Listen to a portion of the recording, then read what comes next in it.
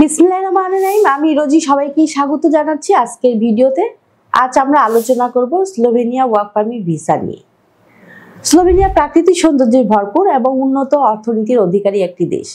বিশ্বের বিভিন্ন প্রান্তরে দক্ষ কর্মীদের জন্য কর্মবর্ধমান আকর্ষণীয় গন্তব্য হয়ে উঠেছে ইউরোপীয় এই দেশটি। বিশেষত বাংলাদেশি দক্ষ শ্রমিকদের জন্য স্লোভেনিয়া কাজের বাজারে ব্যাপক সম্ভাবনা রয়েছে।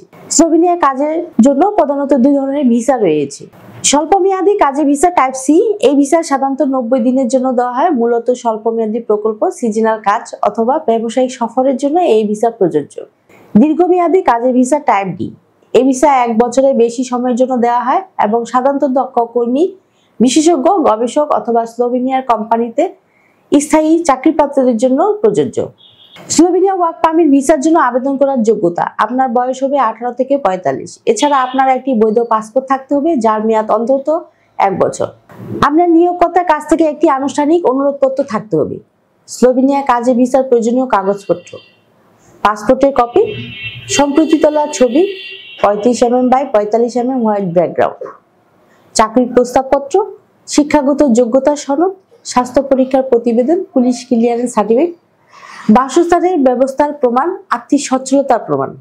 স্লোভেনিয়া বর্তমানে বিভিন্ন কলকারখানা এবং কনস্ট্রাকশন সেক্টরে কাজের চাহিদা রয়েছে।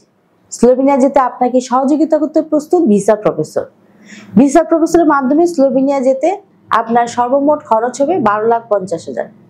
প্রথমে পাসপোর্টের সাথে দিতে হবে 1 লাখ, ওয়ার্ক পারমিট আসলে দিতে হবে 2 লাখ, বাকিটা ভিসা হওয়ার পর। আপনার স্লোভেনিয়া যেতে সময় লাগবে 7 থেকে 8 মাস। ভিসা প্রফেসরের সাথে যোগাযোগের ঠিকানা: house 68, road 5, Merul Badda, DIT project, Dhaka. Slovenia কাজে ভিসা বাংলাদেশের দক্ষ কর্মীদের জন্য ইউরোপের কর্মসংস্থানের একটি সুবর্ণ সুযোগ। সুতরাং এই সুযোগটি আপনারা গ্রহণ করবেন এই প্রত্যাশা রেখে এবং আমাদের চ্যানেলটি সাবস্ক্রাইব করার অনুরোধ জানিয়ে আজকের মতো শেষ করছি আমার ভিডিও। সকলে ভালো থাকবেন, সুস্থ থাকবেন। আবারও দেখা হবে নতুন কোনো দেশ নিয়ে। সে পর্যন্ত আল্লাহ হাফিজ।